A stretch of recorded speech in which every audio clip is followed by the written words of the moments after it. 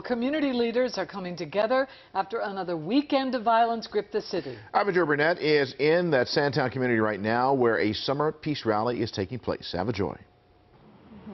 Hi, Vic and Denise. Well, that rally is just wrapping up now after more than 6 hours of concerts and inspirational speeches out here in West Baltimore and Pressman Street. And this event was actually planned well before the violent weekend that we saw just a few days ago on Saturday and Sunday. And officials here are saying they walk in these neighborhoods about 22 times a month, and they hope what they do will help stop the violence. This weekend, 3 teenagers were shot in Baltimore. 2 survived, but one of them, 17-year-old Neil Mack, who was shot at the Inner Harbor on Saturday, died later that day. People, for some reason, think that we are desensitized. We're not used to this. James McCall grew up in Sandtown, and now he's raising sons here. He says the violence that's now affecting women and children has him on edge. I'm still raising them in this neighborhood. So, yeah, it's a challenge in itself. Limited resources.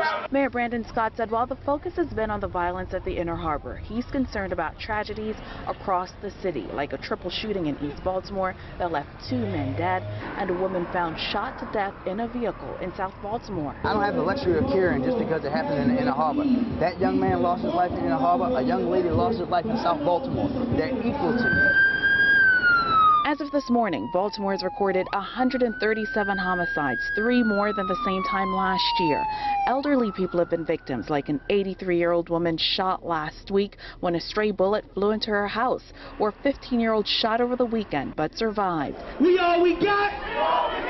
Monday, an anti-violence group called We Our Us held a peace rally on Pressman Street in Sandtown. We need as many people as possible to come out, engage with us, help us to stop this senseless killing. The group is focusing on pulling young men from the streets and providing them with resources so that they'll turn away from a life of crime.